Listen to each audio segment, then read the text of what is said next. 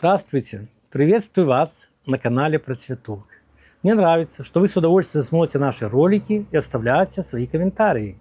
И вот часто в комментариях есть такой вопрос: Петр Николаевич, подскажите, как сделать, чтобы рассада была не хилая, а коренастая, толстенькая, крепкая. Ну, конечно, самое простое, что я все рекомендую: берем, растим рассаду Процветок, потому что здесь есть и ризосферные бактерии, здесь и аминокислоты, и фульвокислоты, и макро, микроэлементы. Вот. Растворяем, поливаем рассаду.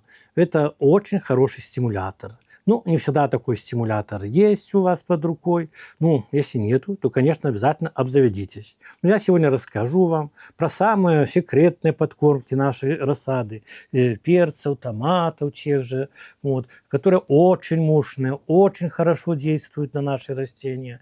Ну, приведу рецепты. Кто-то с интернета подчеркнул, с чем-то пользуюсь я сам много лет. Но интрига еще впереди. Что самая мощная, самая хорошая подкормка номер один. Ну, во-первых, давайте разбираться. Любая рассада, если у нас она плохо развивается, есть только две причины хилой рассады. Хилая рассада бывает в том случае, когда слабые корни и недостаток света. Как мы будем регулировать? Недостаток света, конечно, что? Более освещенные места, применение ламп. Вот как у меня увидите, вот уже ящички стоят в теплицу, вынес растения, чтобы больше света было, чтобы они развивались гораздо лучше. Ну, а если слабые корни, эффект очень хороший. Конечно, многие советуют золу, но поймите, что зола, как органическое удобрение, это удобрение длительного действия. Она начнет действовать где-то с 1,5-2 месяца, подкормка. Поэтому надо, чтобы наши растения получили такой стимул как можно быстрее. Вот возьмем монокалий фосфат. Монокалий фосфат, чайная ложка на 10 литров воды. И именно подлил, под корень. Полили, наша корневая система увеличивается. Через неделю она уже будет готова принять следующую подкормку. Это в том случае, если рассада хилая.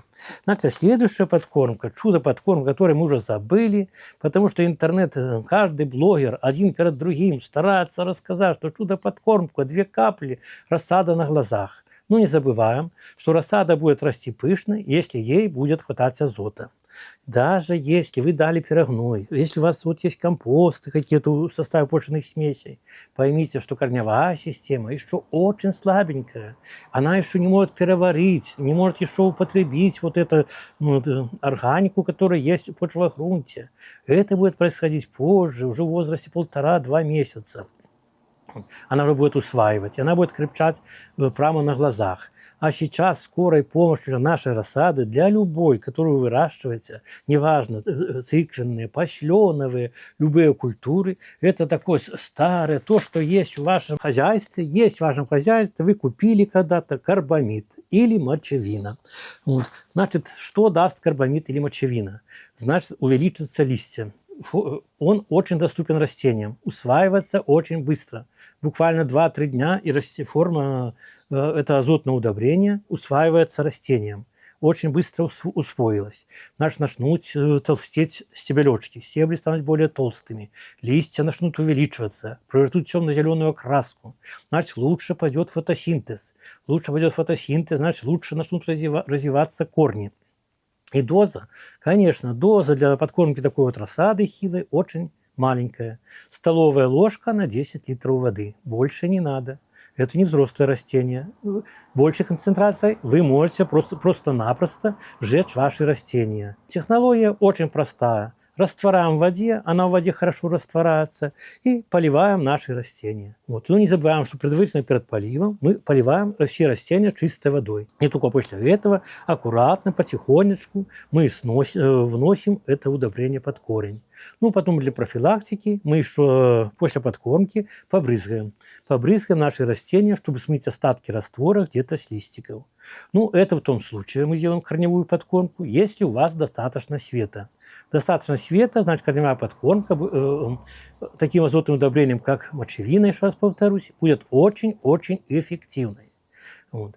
Ну, если света маловато, не можете, подоконник маленький, там ламп не хватает или еще какие-то другие причины, значит, тогда мы будем делать внекорневую подкормку листовую. Доза наполовину, где-то чайная ложка сверху на 10 литров воды. И из пульверизатора будем брызгать. Побрызгали нашу рассаду. Вот. Почему по листьям брызгаем, когда недостаток света? Потому что азот может вызвать, что листики то потемнеют, но растения станут тянуться. Это при недостатке света. Поэтому эти два нюанса запоминаем. Солнечную рассаду, которая находится на солнце, кормим под корень, корневую подкормку. Рассаду, которая находится в теневых условиях, в тени, кормим по листьям. Если вы так станете делать, вашу рассаду буквально через неделю будет не узнать. У нее появится и цвет, у нее появится толщина, и рассада станет очень крепкая. Следующую подкормку уже не важно, какими вы будете делать. То ли чудо-подкормками, то ли другими. Ну, если разобрать все подкормки, вот я рассказал. Значит, на первое место своего многолетнего опыта я ставлю мочевину. Это карбамид. Второе место занимает, как ни странно, сахар. Обычный сахар, чайная ложка на литр воды. Вот можно даже дать 1,5 чайной ложки на литр воды. Подкармливаем рассаду. Тоже очень стимулирует развитие рассады. Следующая подкормка, которую я проверил и уже не один раз, значит, что помогает для рассады? Ну, это уже в дальнейшем, после мочевины, конечно, будем делать такие чудо-подкормки. Дрожжевая подкормка. Разводим дрожжи, чтобы они начали работать с сахаром, разбавляем водичкой и поливаем. Ну, там на ведро воды 100 грамм дрожжей, всего лишь надо. 100 грамм дрожжей и 2 столовые ложки сахара. Сразу начинаем, чтобы дрожжи начали работать, после этого поливаем.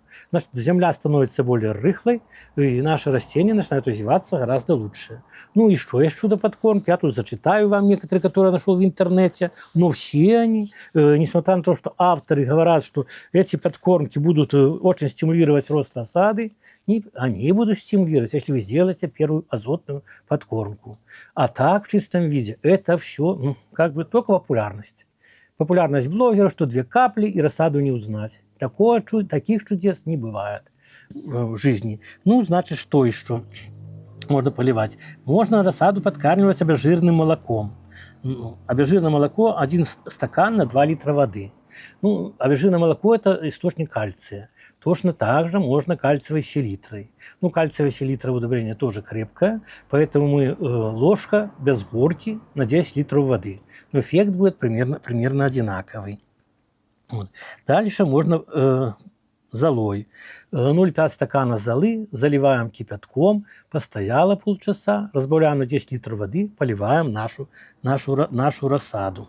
Ну, также есть подкормки, что подкормки, что беру молоко, 1 литр молока и 30 капель йода. Ну, молоко обезжиренное, то есть 1,5%.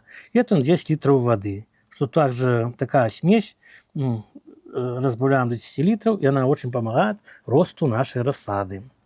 Ну, дальше что? Еще есть такой рецепт, что борная кислота.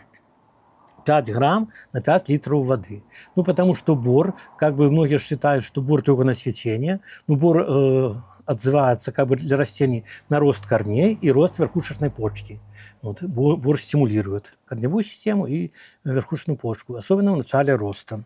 Ну, бор, не забываем, что весь борную кислоту мы растворяем сразу в небольшом количестве горячей воды, а потом доводим до объема. То есть 1 грамм на 1 литр воды. Можно, конечно, янтарная кислота. 1,5 миллилитра на 1 литр воды. Тоже поливать. Ну, пожалуй, все остальное повторяется. В этих же вариациях повторяется.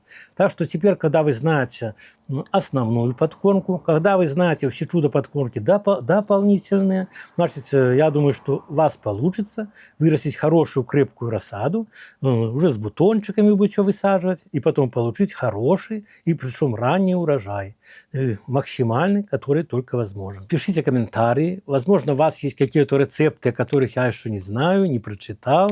Вот не таите их. Ну, а за проверенными препаратами, типа удобрений, вот растим рассаду, монокалий фосфат и другими, заходите в наши магазины «Процветок». Они всегда есть в продаже. До новых встреч!